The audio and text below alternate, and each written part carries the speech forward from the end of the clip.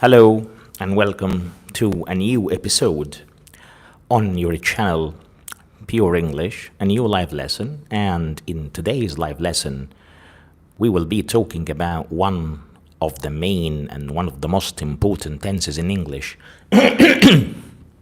Excuse me, and that's the present perfect tense.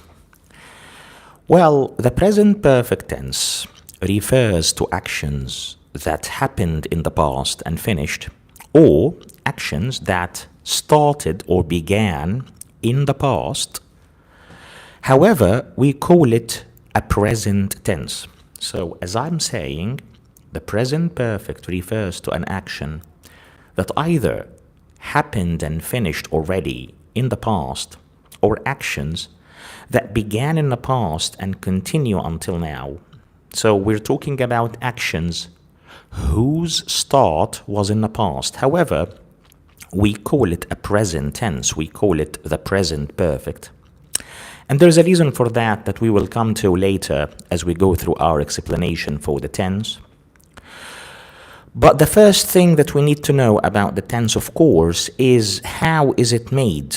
So how do we make the present perfect? In other words, if I have a verb in a certain sentence, or if I have a sentence and I want to conjugate the verb in the sentence in the present perfect, how can I do that? Well, you do that by looking at the subject of the sentence. And this subject might be one of 7 pronouns. If the subject happens to be he or she or it, or any other nouns or noun phrases equivalent to these pronouns, then we have to use the auxiliary verb has.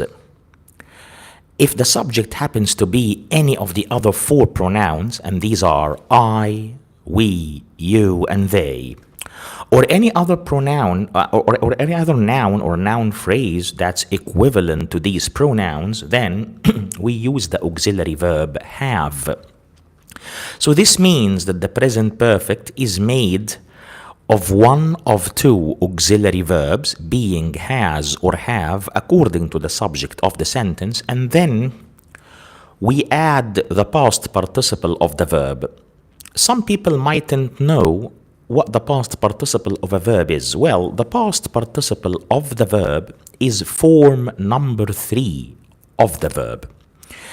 Any verb in English has 3 basic forms. Any verb.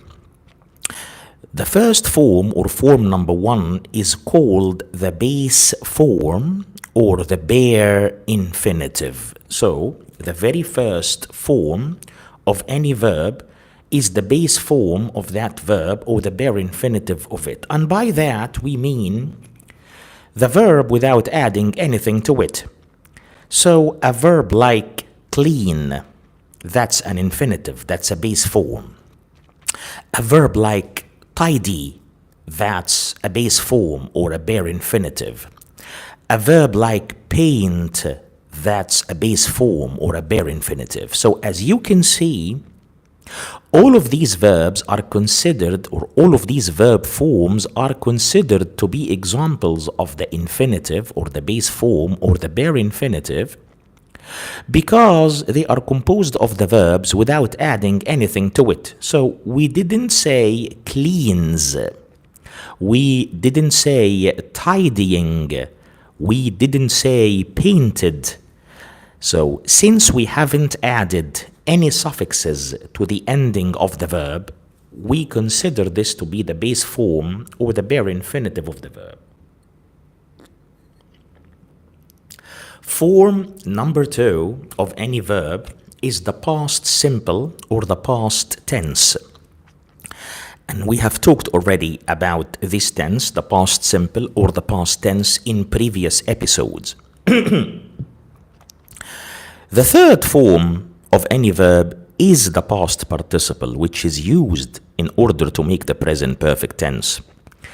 And here we need to go through a very important point, and that's regularity and irregularity of verbs in English.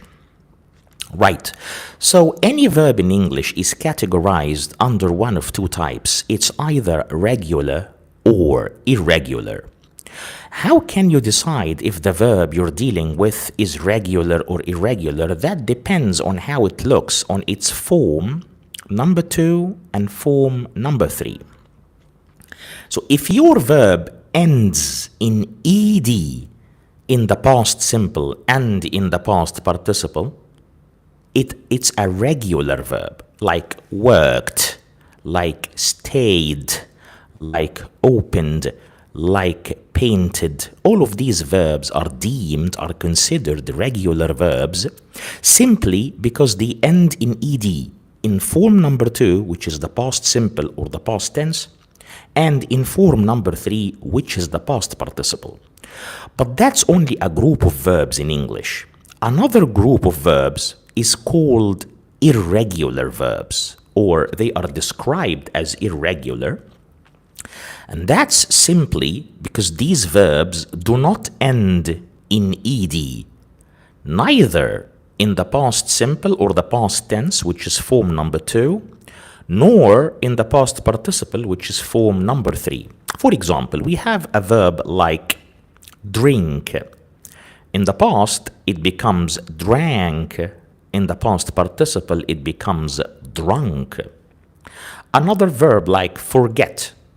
In the past simple, it's forgot. In the past participle, it's forgotten. As you can see, they do not end in ed, either in the past simple tense, form number 2, or in the past participle, which is form number 3. So, if your verb ends in ed in the past simple and the past participle, this means it's a regular verb, which means that you can use the ed form in the present perfect.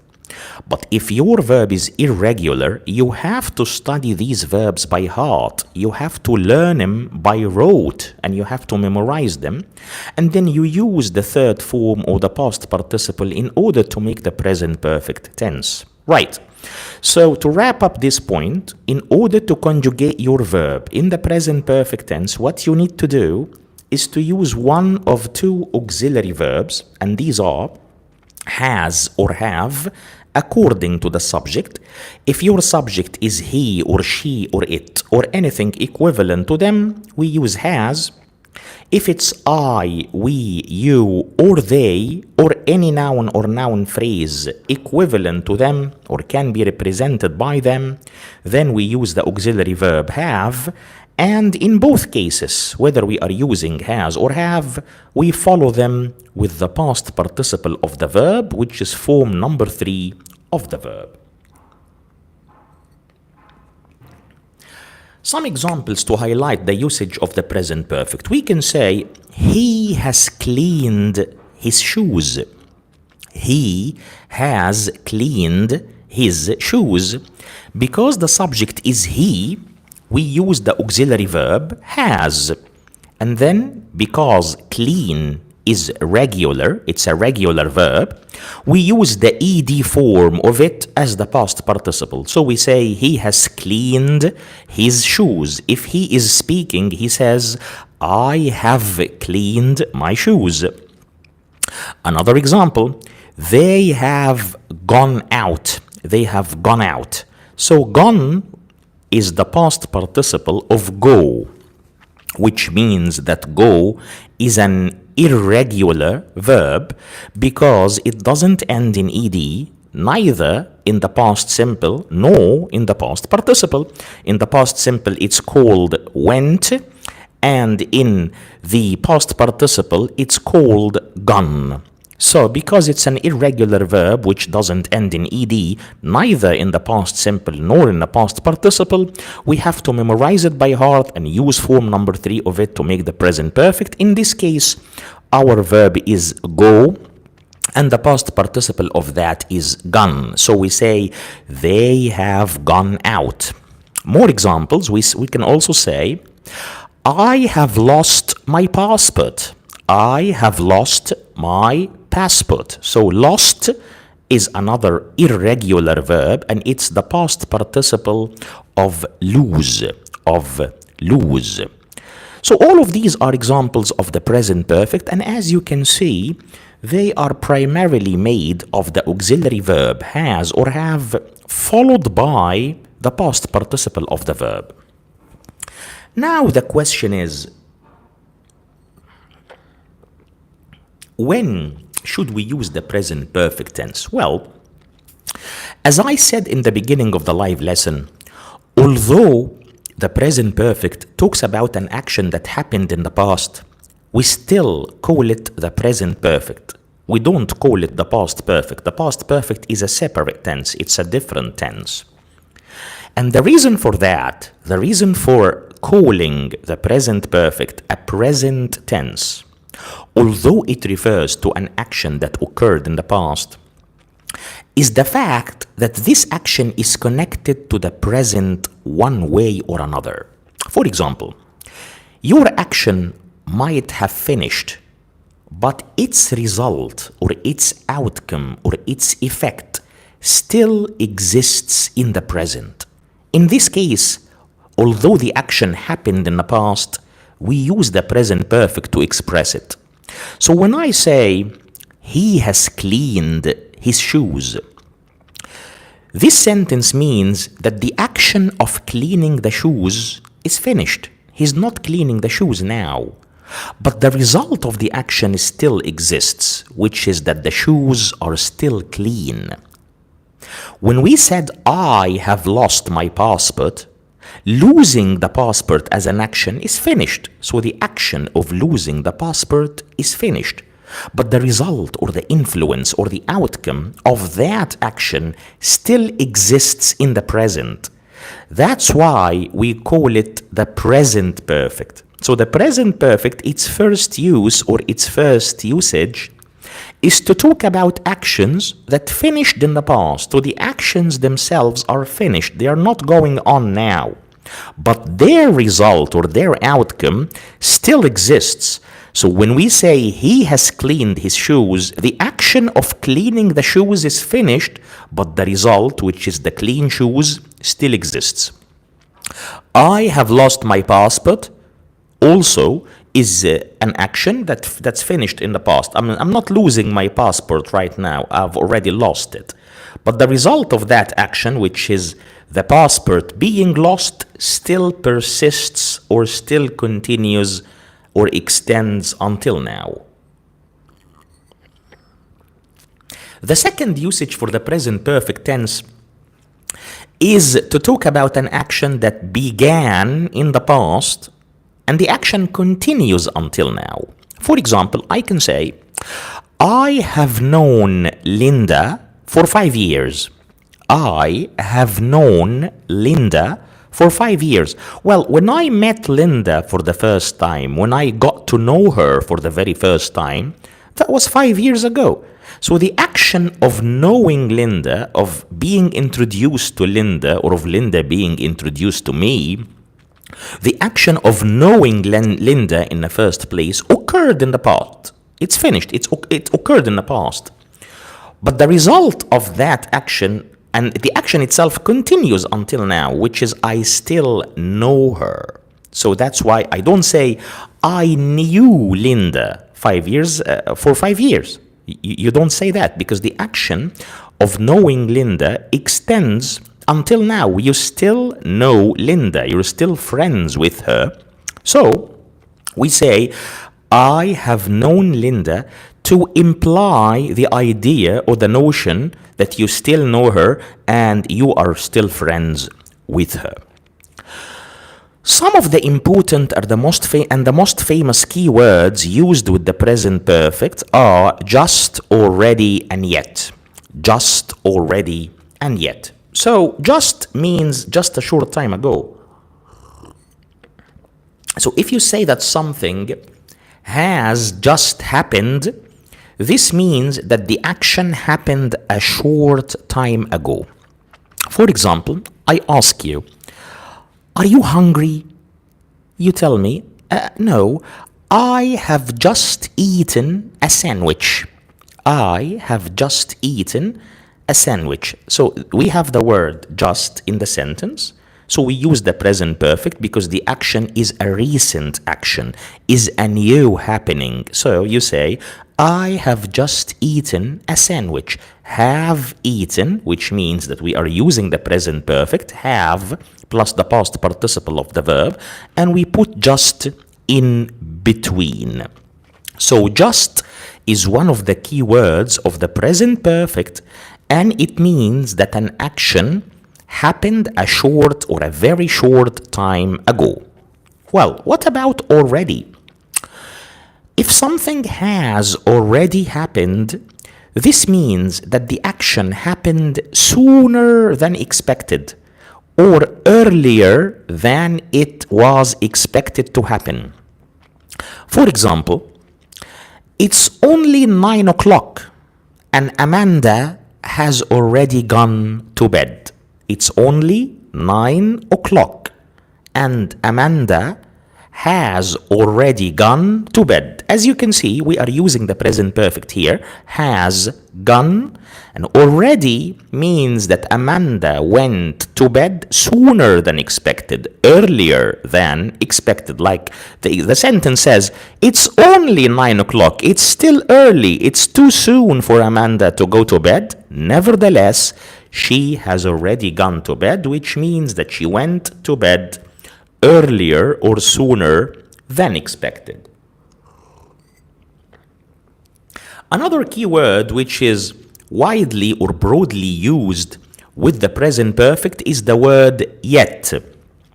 If you remember when we were talking about the past simple tense, we talked about a word which was called ago. Ago is one of the key words used with the past simple tense.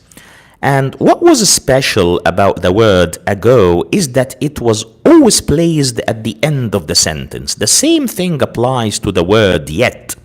Whenever you're going to use yet in sentences, you need to place it at the end of the sentence. Moreover, yet is only used in two types of sentences, either negative sentences or questions.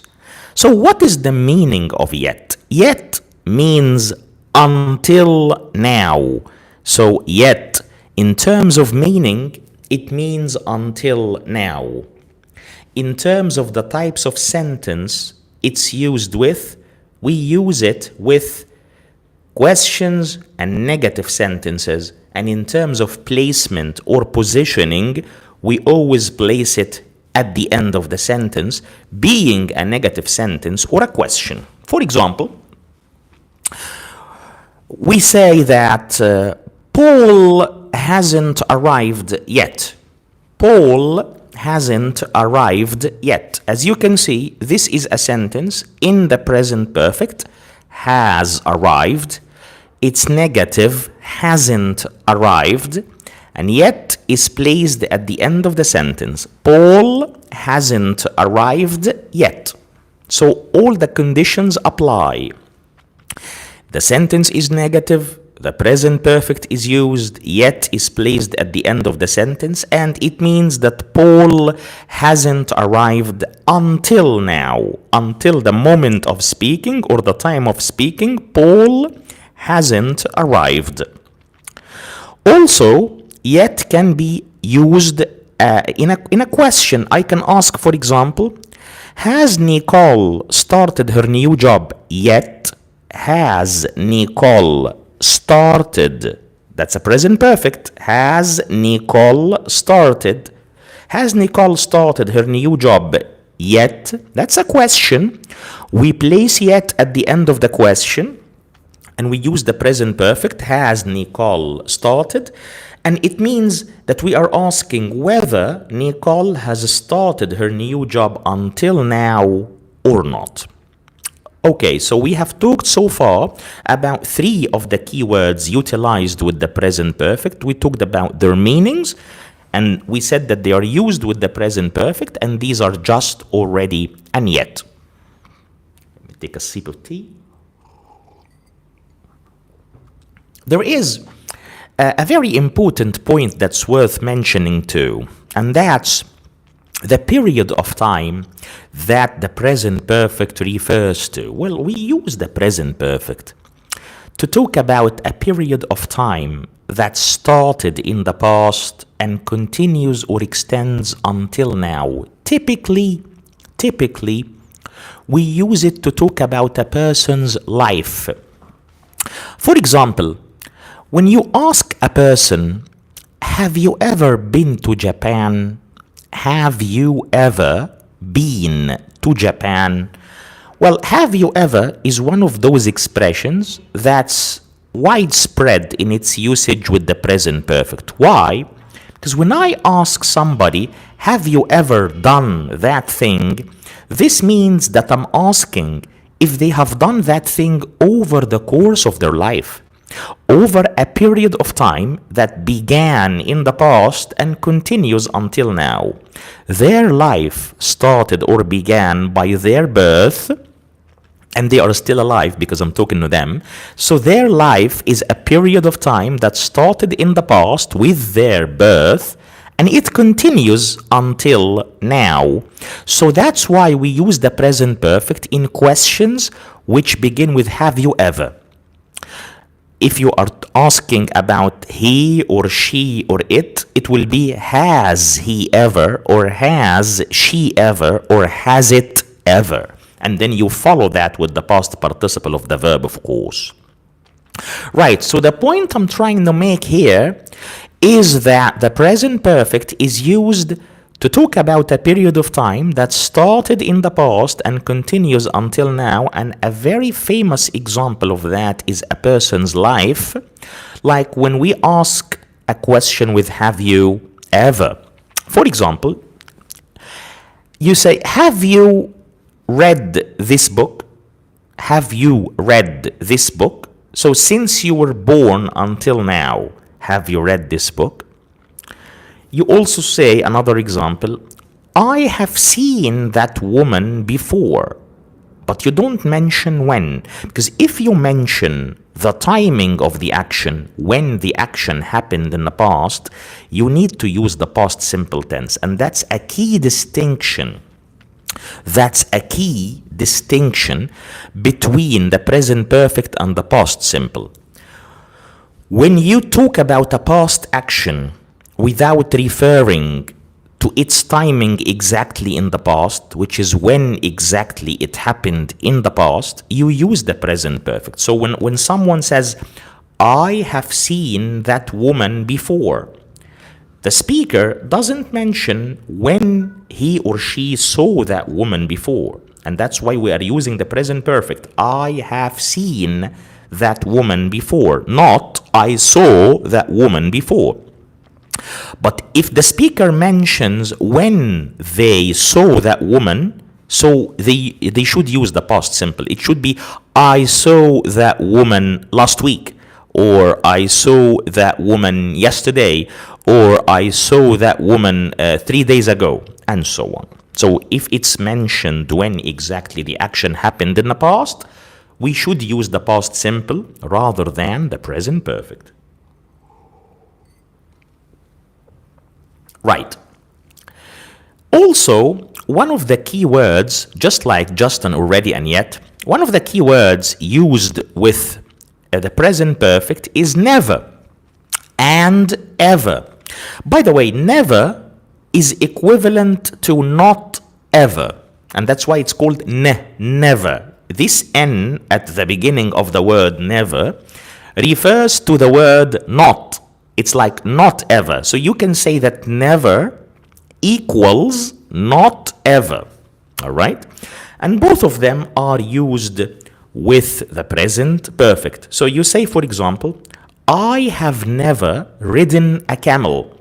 I have never ridden a camel. Ridden is the past participle, form number 3 of ride. And when you say, I have never ridden a camel, this means that you are referring to your whole life, which is a period of time that started in the past and continues until now. Instead of saying, I have never ridden a camel, you can say, I haven't ever ridden a camel. So either I have never ridden a camel, or I haven't ever ridden a camel. Another key point whenever we are talking about the present perfect we need to mention is the difference between gone and been. Well, the verb go is an irregular verb, and we said at the beginning of the lesson that verbs are either regular or irregular. If your verb is regular, it will end in ed in the past simple, which is form number 2, and in the past participle, which is form number 3. However, many verbs in English exhibit an irregular manner, which means that they don't end in ed, neither in the past tense nor in the past participle. And go is one of these irregular verbs. In the past simple, go changes into went, whereas in the past participle, go has two forms. So in the past participle, or form number 3 of the verb go has two forms. These are gone and been. And there's a huge difference between the two past participles in meaning. If you say that someone has gone to a place, this means that this person went to that place and he hasn't come back yet. Gone. You remember it by associating it with the visual image or the mental image. Gone, which means that the person is not here now. But when you say that someone has been to a place, this means that this person went to that place and came back. They are here now. And that's a key distinction between the two past participles of the verb go. So if you use gone as the past participle of go, it means that the person is not here now. They have gone to a certain place and they haven't come back yet. But when you use been as the past participle of go, this means that the person went to that place and came back from it. And notice that been is also used as the past participle of be, but that's another story. We're talking here about go in particular. Has gone to a place versus has been to a place. Has gone, with the mental image, gone, which means that they're not here, means that this person went to that place and they are still there. But has been to a place means that the person has come back and they are here now. And talking about the present perfect, we said that the present perfect is used to talk about the period of time that started in the past and continues until now. That's why it's typical for the present perfect to be used with the keyword how long have you? So how long have you? For example, I ask a person, how long have you known Rebecca? How long have you known Rebecca? As you can see, we are using the present perfect here. How long have you known? We're using have as the auxiliary verb and known as the past participle, present perfect in its typical form. But the reason we're using the present perfect here is the fact that we're asking about a period of time that started in the past and continues until now. So when I ask you, how long have you known Rebecca? This means that you got to know her in the past. She was introduced to you in the past and you're still friends with her. You still know each other or one another until now. So that's another key point with the present perfect, that we use it for periods of times that began in the past and they continue until now. And that's why the two keywords since and for are very famous in using the present perfect or in being used with the present perfect. For example, when we talk about knowing a certain person, you can say, I have known Rebecca for 2 years. I have known Rebecca for 2 years. This means that the period of knowing Rebecca started 2 years ago, so we got to know one another 2 years ago, and we still are friends. We still know one another until now. So for 2 years means that the period began in the past and continues until now. And you can also express the same idea using the word since by saying, I have known Rebecca since 2023. So since 2023 dictates that the period of time you're referring to or you're talking about began in the past, precisely in 2023, and it extends until now. So the point I'm trying to make here is that for and since are used to refer to periods of time that began in the past and continue until now, and that's the primary reason why they are used with the present perfect, because that's one of the core usages of the present perfect. It's one of the reasons why we call it present in the first place. If you ever think about it, the present perfect refers to actions that happened in the past, that started in the past. However, we call it a present tense. The reason for that is either the action is finished, but its result or its outcome persists until now, exists now, or it's either because the action started in the past, that's right, but it continues or extends until now. The key difference between since and for is that for is followed by the length of the period. That's the duration of the period. That's how long the period lasted for. But since, on the other hand, is followed by the beginning of that period, the exact time this period started. Back to the example we were mentioning just a couple of minutes ago, when we said, I have known Rebecca for 2 years. So 2 years is the length of the period. It's the duration. It's how long I have known Rebecca. But when I say I have known Rebecca since 2023, this means that the beginning of that period during which I have known Rebecca, the beginning of that period or the start of that period was back in 2023. And this takes us to another key tense, which is the present perfect continuous or the present perfect progressive. And by the way, any continuous tense in English can also be called progressive. So the present continuous can be called the present progressive. The future continuous can be called the future progressive, and so on. And also another key feature of any continuous tense is the fact that you have to add ing suffix to the verb. So if your tense is continuous, this necessitates, it makes it necessary that you add the suffix ing to the verb. So talking about the present perfect continuous tense, this is made by using the auxiliary verbs has been or have been followed by verb ing, which is the ing form of the verb. Some people call it the present participle. I don't want to go into that now. Right. So what's the difference between the present perfect and the present perfect continuous? The difference is in the type of verb, meaning many verbs in English are called stative verbs or state verbs, which means that these verbs cannot be used in continuous tenses. For example, verbs like know, need, believe, understand, like, love, hate. You can Google them. You can go online or ask ChatGPT, give me a list of stative verbs, and it will give you a list of those, a comprehensive or an exhaustive list of them, right? These verbs, the main character of them is the fact that they cannot be used in any continuous tense, which means that they do not accept the suffix ing. The two tenses we're talking about here, the present perfect and the present perfect continuous, both can be used to talk about actions that started in the past and continue until now.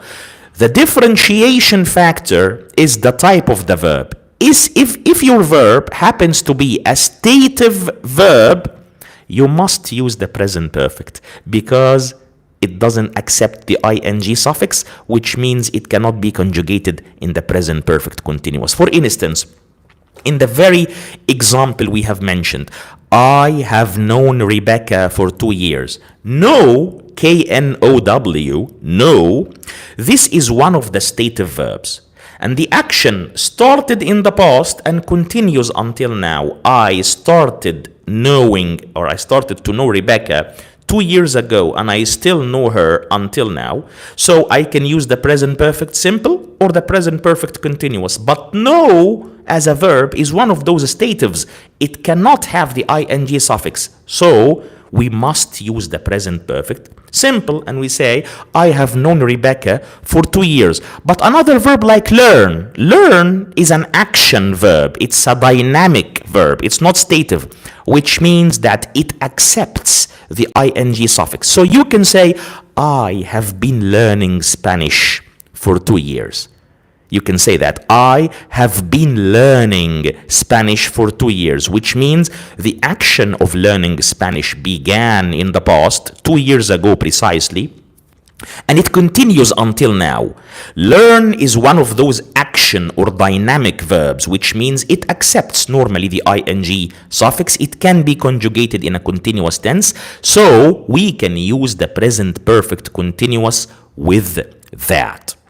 So this is a very important point that you have to bear in mind whenever you think of the present perfect versus the present perfect continuous. Yeah, it's right that both tenses can be used to talk about actions that began or started in the past and continue until now. The difference is in the type of the verb. If your verb is one of the statives that you need to study by heart, you need to memorize and learn by rote, if your verb happens to be one of those stative verbs, don't use it with the ing, don't conjugate it in the present perfect continuous, use the present perfect simple.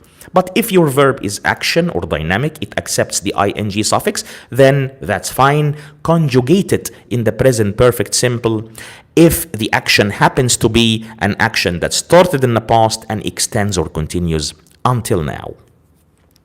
And this takes me to the last section of this live lesson today, which is a comparison, a quick juxtaposition, a quick contrasting between the present perfect and the past simple. Many people are confused about this. Many people don't know which tense to use. Shall I use the present perfect or the past simple? I'll try to analyze this for you right now.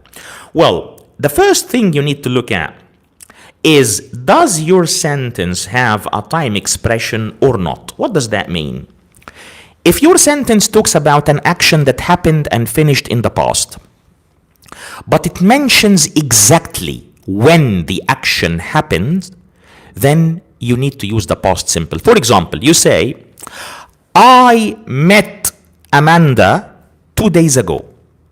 I met Amanda 2 days ago. Here, the phrase 2 days ago mentions when exactly your meeting with Amanda happened. So you cannot say, I have met Amanda 2 days ago, because 2 days ago means that the timing is mentioned. If you mention when exactly the action happened in the past, use the past simple tense. But you can say in another sentence, I have met Amanda before. I have met Amanda before.